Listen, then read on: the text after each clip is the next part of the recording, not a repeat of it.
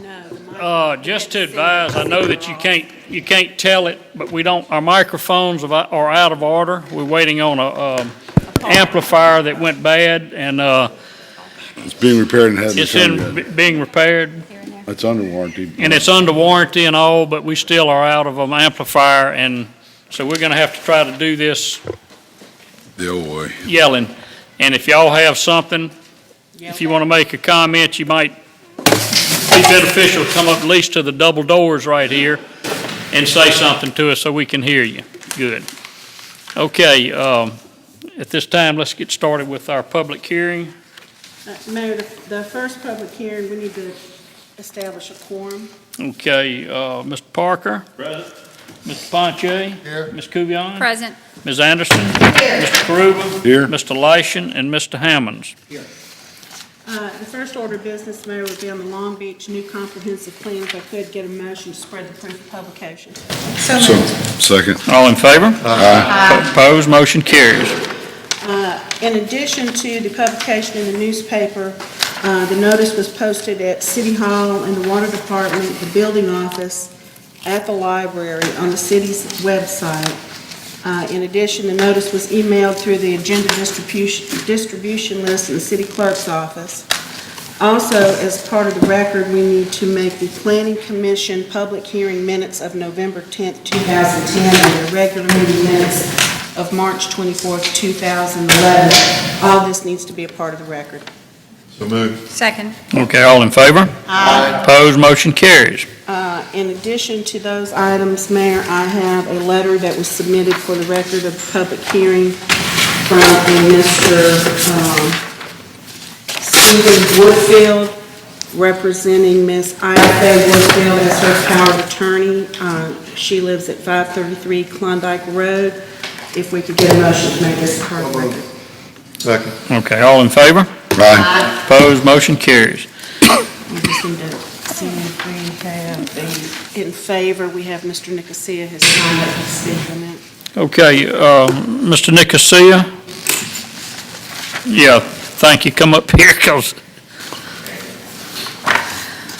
Gulfview Avenue address. I'm Steve Garcia, Gulfview Avenue. I'm here speaking in favor of the comprehensive zoning package.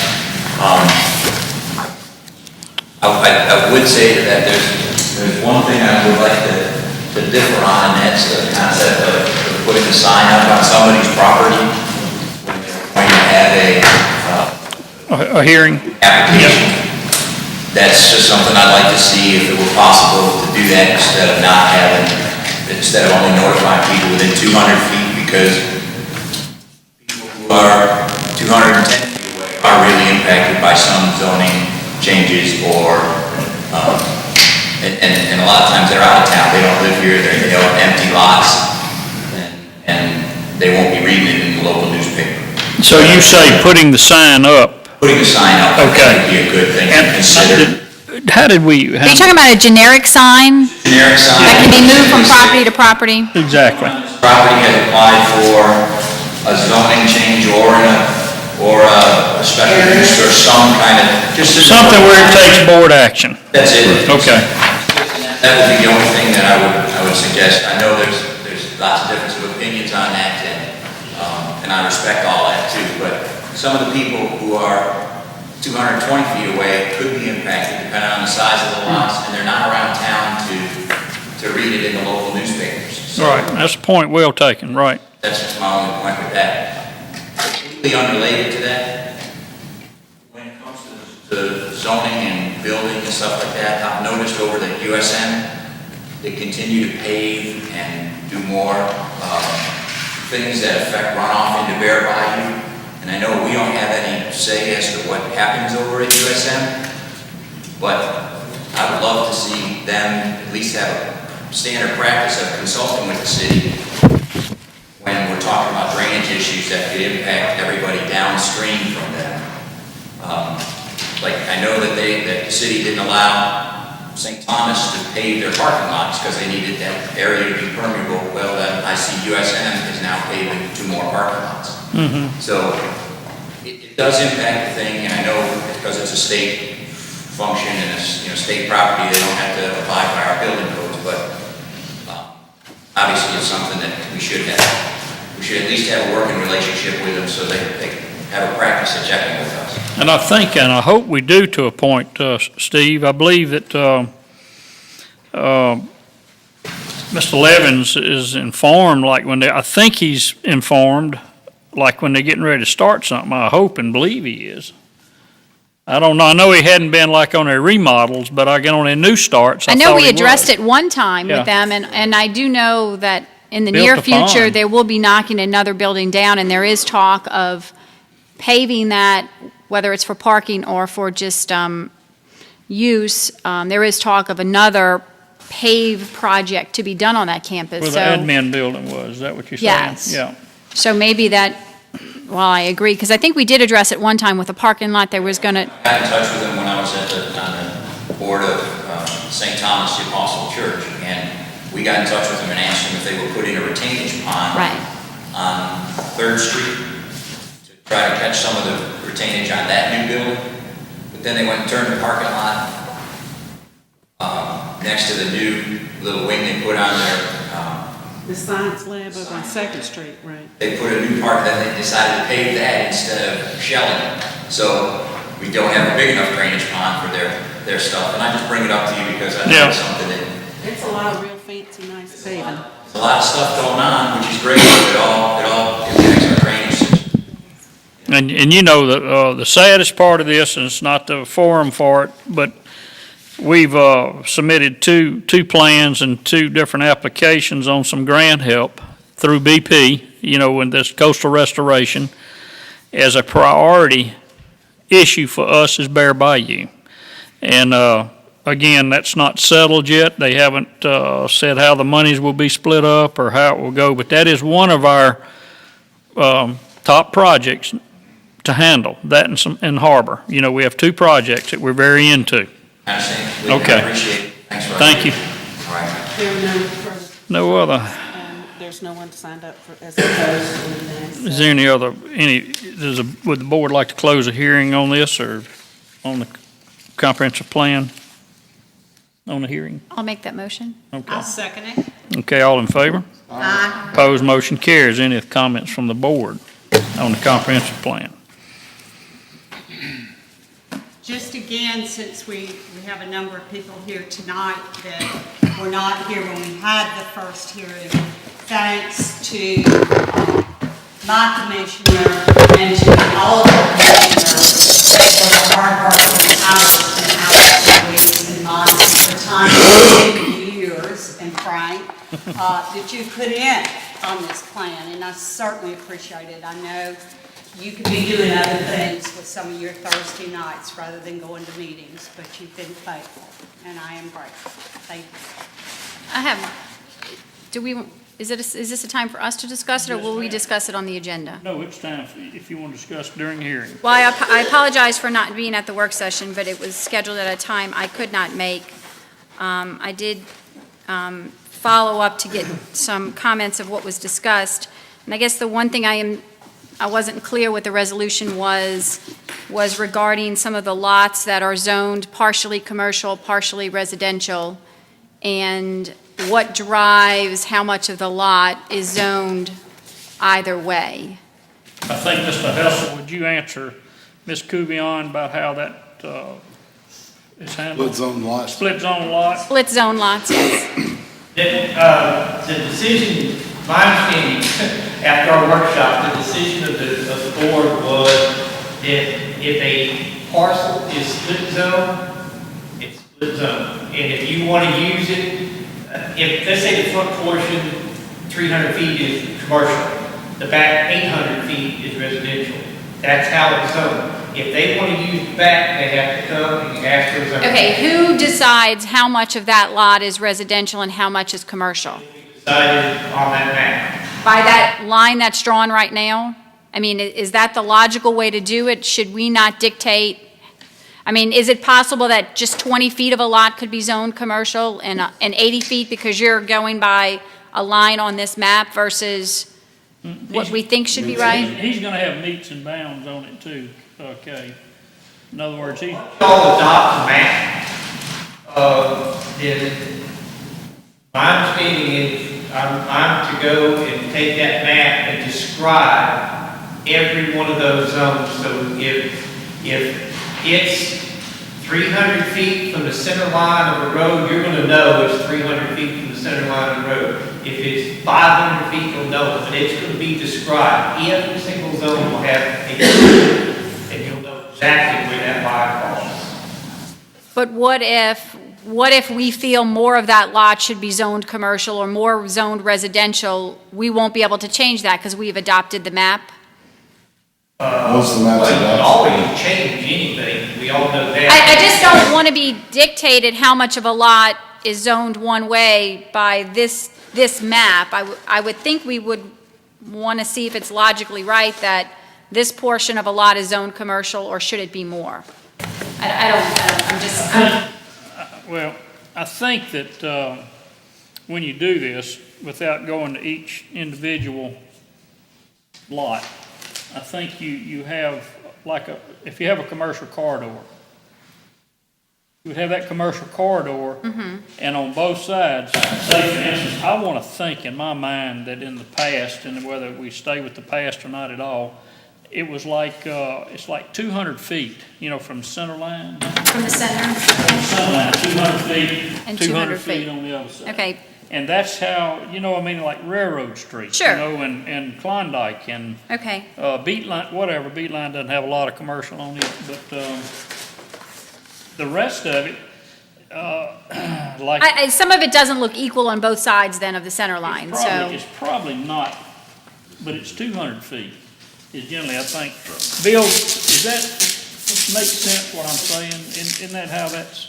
And I think the other issue is, Ed, you make every effort to not split a lot. I mean, the follow, hopefully, partial lines.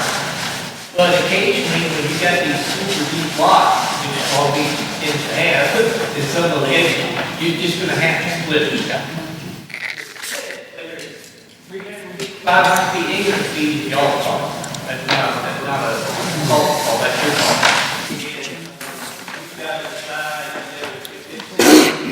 Ultimately, when that map, the advantage today of mapping is GIS. And you can go out there and we know already exactly where that line is, because map, you blow it up, and you scale it, and it's to the foot. It's not like the old days where you drew a map by hand. This is all computerized now. So, but I think if the map ends up, if there's a lot or two or whatever the situation that you think should be greater or smaller or whatever, we just have a public hearing.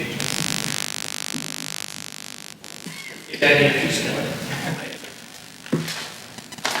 Okay, hey, does that help you at all with what you? It does. I guess I see some lots on this map Well, that map that- is crummy too, right? that there, are very I have to tell you. small portion of the lot is zoned Can't even commercial, see it. and looks like 98 of its percent is residential.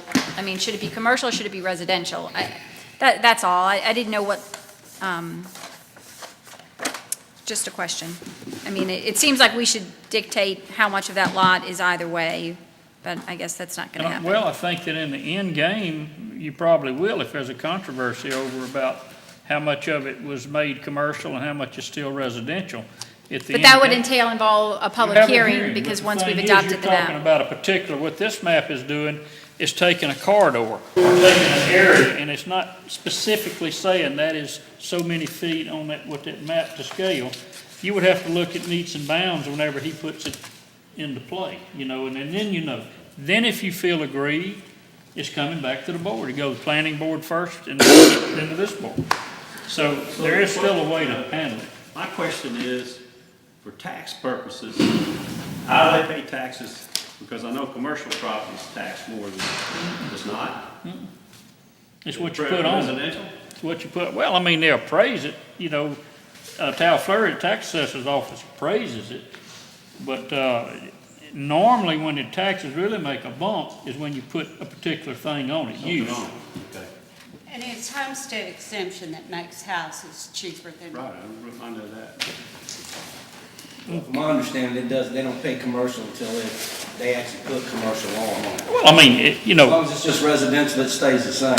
Right, I don't think that you know, like, if there was something on Congo Road and Klondike, Beat Line, any of the corridors, and there's nothing on it but a house or a field, I don't think that just because we designate commercial, it's gonna change your taxes going up. Now, naturally, if you're down here on some more high-end property on Highway 90, or you probably, but that's not on account of, it's commercial, it's the value of what that property is. Okay, anything else on this first hearing? Now, are we doing, we're just doing the We're doing them separately, each one separate. I think along the lines of kind of what Kenny's talking about, some of these where they appear, I'm sure some of these lots were already through previously zoned commercial, pink. Sorry. That's why in some areas you have a spot here, or there may be a little bit, like if you're going down Railroad Street on the west, it does a little kick out there. Somebody has already probably put in and made that commercial. Isn't that why you see a little tier? It's probably reflecting what's there. So in other words, it's not something that somebody's manipulating on No. this right now to try to. If there's not anything there, I think that basically, we have a certain amount of footage that we use on, you know, to just give you your corridor, you know, your zone corridor. I mean, if something's already developed commercial, I mean, I've assumed that that's reflected commercial. I'm talking about, let's say something's already built out there, it's commercial. So it's already commercial. Yeah, but I think I understood the question, like if you're going up Cleveland Avenue, you can see one side looks like it's wider than the other side, and her thing was who determines, you know? But I think those were already existing, probably commercial, is why it was done that way, is what I'm assuming. I'm just trying to. Okay, and actually, that's really, well, it can be part of comprehensive plan, but we're still gonna talk about the map change and all. Okay. You know, I mean, this is just the first part. This is the part saying why we need to have a plan. You know, the study that was done. Changes that we need to do, we can do later. Well, I mean, you're still gonna have time to talk about, unified land use ordinance, and then you're gonna talk about the map. Okay. Two different other hearings. Yeah, I had a question on the one on Cleveland, not being commercial. No, we've discussed that, I think. We're gonna try to correct that tonight. Can I talk about parking? Is this the right? Wait till we get to, the next one, Okay, okay? thank you. Is there any other comments on this? Okay, we just need to open the hearing, Mayor, on the Long Beach Comprehensive Unified Land Use Ordinance. Should we close the other one? We've already closed it. We We're closed just- the We're just hearing. We going were into just this visiting hearing. about it. We don't need a motion to open it, we're just going into it. If we could, though, we do need a motion to spread the proof of publication. Okay, all in favor? Opposed, motion carries. In addition, Mayor, to the proof of publication, the notice was posted at City Hall, in the Water Department, the Building Office, the library, on the city's website. The notice was emailed through the agenda distribution list in the clerk's office. Also, as part of the record, is the Planning Commission public hearing minutes of December 13th, 2012, and their regular meeting minutes of January 10th, 2013, as part of the record. So moved. Second. Okay, all in favor? Opposed, motion carries. Also, Mayor, the letter from Mr. Stephen Woodfield references this hearing. If we could just get a motion to spread this letter into the record of this hearing. So moved. Okay, all in favor? Opposed, motion carries. And we have no one signed up for public comments, On either the, for or on the against. text, on the unified. No. Okay, So you now this is, Bill, there was some, didn't we, what was our adjustment so that everybody has an up-to-date copy of some of the text? Some of the text changes we talked about in work session? Right, all those have been